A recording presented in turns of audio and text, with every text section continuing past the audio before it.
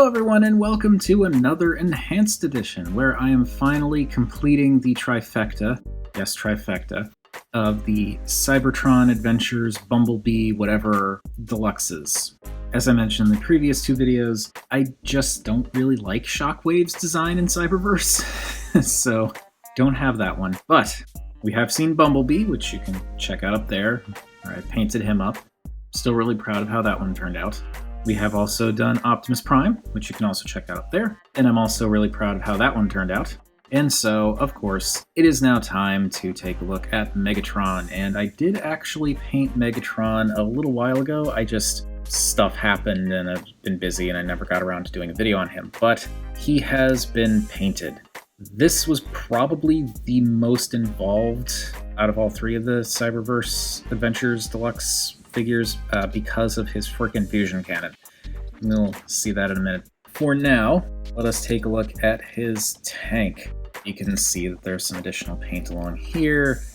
There's some detailing that I did here. Painted some silver on the missile pods, some black here, because like this black comes with the figure, but I figured, might as well kind of make it match. Did the black back here as well, so it kind of matched with this stuff going on here, and then did the silver in the center here and that little bit of black right there, just to kind of add a little bit more to the turret section.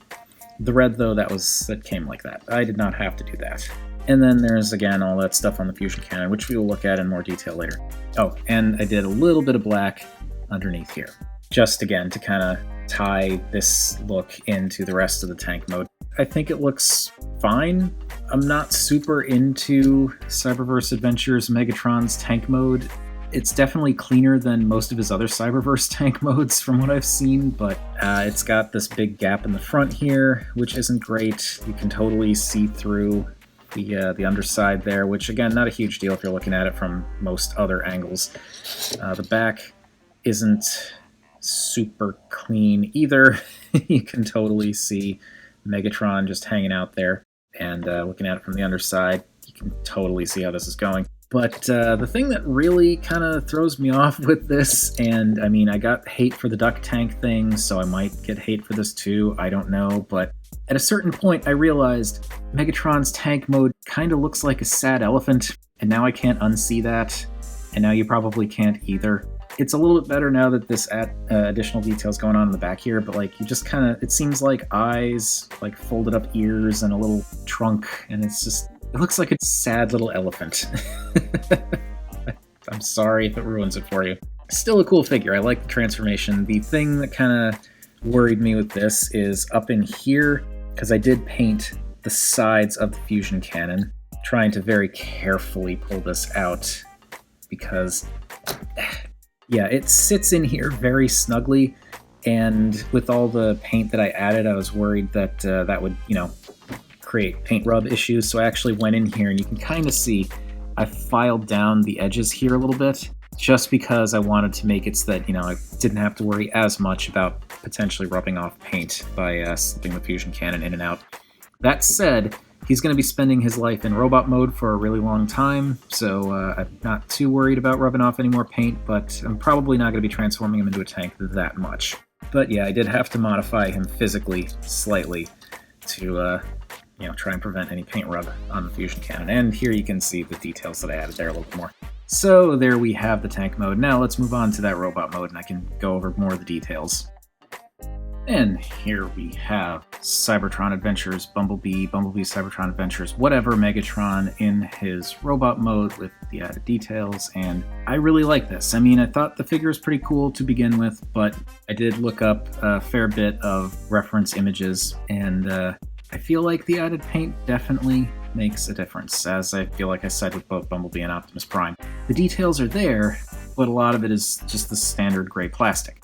Now, in terms of the changes that I made, I left the feet alone, but I did do the black around the legs here, on the sides here, and a little bit on the top to kind of finish this look here, though I did it in glossy black, and it doesn't really match the matte black for the shins that well, so that's on me. I didn't realize I even had matte black until after I painted these, and at that point I was just like, I'm not gonna repaint it. I also painted the thighs silver. Again, this is going by reference photos, so could be wrong on that, but going by the photos that I had, it looked like his thighs actually were silver, so I painted those in. I also did the sides of his torso in red, because that's how that's supposed to look, with like just the gray for the belly, like all this stuff in the midsection here. That was there. And the pelvis, there's a lot more paint on that pelvis than, than the default toy comes with. The pelvis normally is just gray. It's just this gray color. So I did all the black, the red dots there, the silver around the red, and I definitely think it makes a huge difference. I mean, I feel like I constantly talk about how much of a difference painting the pelvises make on these figures, but it really does. When it's just like a flat color, it really does make a difference to have more going on down there. I love the colors going on here and how the red and the gray and the silver and the black and the silver and the red in here, like it all kind of ties together really nicely. Did the black around the shoulder detail here, that was originally all gray, and the biceps are painted, whereas originally they were not. So all the red and black there, that is me. Unfortunately, there's a little bit of red rub around the elbow on this arm. A little bit on this arm, but not as pronounced. I might need to go in there and clean that up later. And I also painted the fingers on both hands gray, because again, reference photos.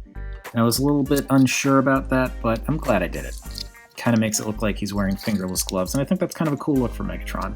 And lastly, there is the face. And I did actually paint the face. The face is painted silver. I was trying to be very delicate and going around the eyes. I didn't want to cover up the eyes or anything like that. And I also left his little chin spike beard thing unpainted to kind of separate that out a little bit. I definitely think painting the face silver works better for my purposes, just because it would have been a huge undertaking to paint the entire figure silver. Like I don't have the means to do that. So this is all being done by hand, sitting at my desk, and I just would not be able to do like an even enough coat over all the gray and all that. But having the face silver gets the whole silver Megatron point across, ties in with the little bit of silver here and the silver added here, and it works. And also going by the reference photos, it kind of seemed to be the case that his face is a little bit brighter than the rest of them. So that works. Moving him off to the side real quick, we can take a look at the fusion cannon, which was the most involved part of this project. Oh boy. There was a lot of basically slop the paint on and then wait for it to dry and then go in and very carefully clean it up. Because there's a lot of little details in here, and this cannon, to start with, is black with this little bit being gray. Everything else from here back, like ignoring this peg and ignoring this bit, everything here was originally black. So I was meticulously going in and doing the gray and the vents here, the red all around those sides there, the red and gray along these little circular bits, which could be cleaner, but I am human and doing this by hand, and I only have so much patience. So that's how that ended up.